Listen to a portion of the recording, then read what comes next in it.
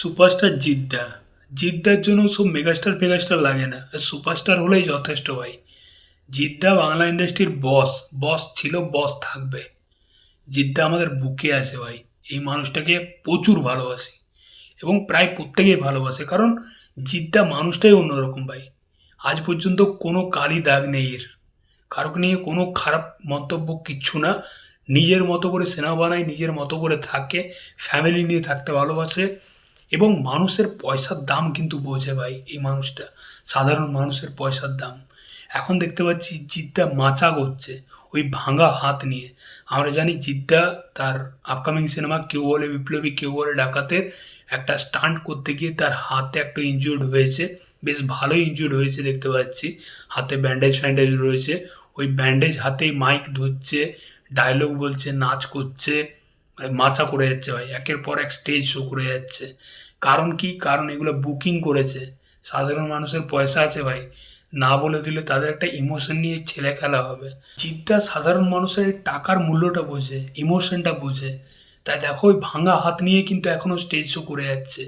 এই শীতকালে অনেকগুলো মানে স্টেজ শো আছে, একের পর এক লাইন আপ আছে। পাঁশকুড়া বাঁকুড়া তো হলোই, এছাড়া আরও অনেক জায়গাতে আছে, আমি দেখছিলাম লাইন আপগুলো। তো জিদ্দা মানুষটা ভাই অন্য রকমেরই। মানে দেখো, একা একটা ইন্ডাস্ট্রির মাস কমার্শিয়াল সিনেমাটা টেনে নিয়ে যাচ্ছে। শুরু করেছিল একটা কমার্শিয়াল সিনেমা দিয়ে, এখন এখনো পর্যন্ত সেই কমার্শিয়াল সিনেমাতেই বিশ্বাস করে গেছে। কোনোদিন লাভ ক্ষতি এসব দেখেনি। সব প্রোডাকশন হাউস একটা ফ্যামিলি প্যান প্যান ঘ্যান ঘ্যান সিনেমা বানাচ্ছে, চলো আমিও সেফ জোন ওরকম একটা ফ্যামিলি সিনেমা বানাই, এরকম মেন্টালিটি কিন্তু কোনোদিনই হয়নি জিদ্দার। এই জন্য মানুষটাকে ভালোবাসি ভাই। তো জিদ্দার আপকামিং সিনেমা কেউ বলে বিপ্লবী কেউ বলে ডাকাত, যেটা জিদ্দা প্ল্যান করছে দুর্গাপূজাতে মুক্তি দেওয়ার। জিদ্দা স্টেজ শোতে বলেও দিয়েছে যে দুর্গাপূজায় নিয়ে আসছে এই সিনেমাটা। তো অনেকদিন পর জিদ্দার সিনেমা দুর্গাপূজাতে মুক্তি পাবে, 2026-এর দুর্গাপূজাতে। তো দেখা যাক কেমন হয়। এবং এই সিনেমাটার জন্য সত্যি এক্সাইটেড। জিদ্দা তো বরাবরই ঈদে সিনেমা নিয়ে আসছিল রিসেন্ট কয়েক বছর।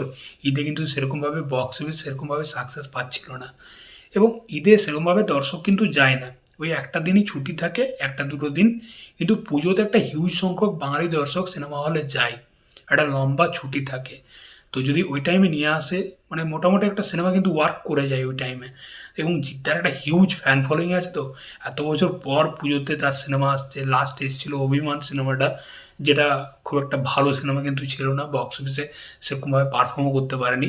তো আশা করছি এই সিনেমাটা ভালো একটা সিনেমা হতে চলেছে এবং একটা জিদ্দার কামব্যাক সিনেমা হবে কোথাও গিয়ে, দেখা যাক। তো যেটা শোনা যাচ্ছে যে জিদ্দার এই সিনেমাটার পর একটা বলিউড প্রজেক্টে আর কি কথাবার্তা চলছে অনেকদিন ধরেই।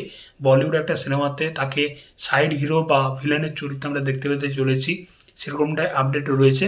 তবে বলিউড সিনেমাতে একদম মেন হিরোর ক্যারেক্টারে তো প্রথমে পাবে না, বড় প্রোডাকশন হাউসে মেন হিরো রোলে কোনোদিনই পাবে না। তো যদি সাইড হিরো বা ভিলেনের চরিত্রও থাকে, সেই জায়গায় তার একটা পুশ তো পাবে তার ক্যারেক্টারটা, তার নিজস্ব একটা পরিচিত হবে।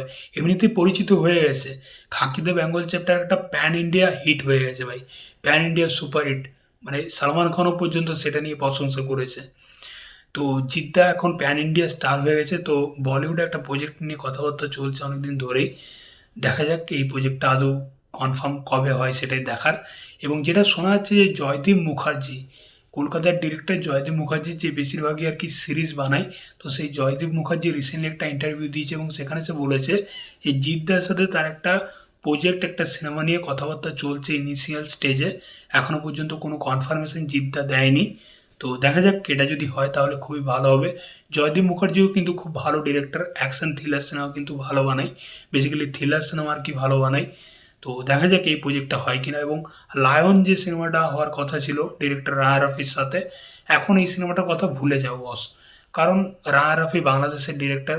এখন ইন্ডিয়া বাংলাদেশে যেরকম একটা সিচুয়েশন রয়েছে, একটা গরম গরম মহর রয়েছে, তো আমার মনে হয় না এই প্রজেক্টটা অন্তত এই বছর মানে 2026 হবে। এটা তো একদমই না, 2027-28 পর্যন্ত চলে যেতে পারে। তো যাই হোক, দেখা যাক জিদ্দার কেউ বলে বিপ্লবী কেউ বলে ডাকাতের পর নেক্সট সিনেমা কি হয় সেটাই দেখার।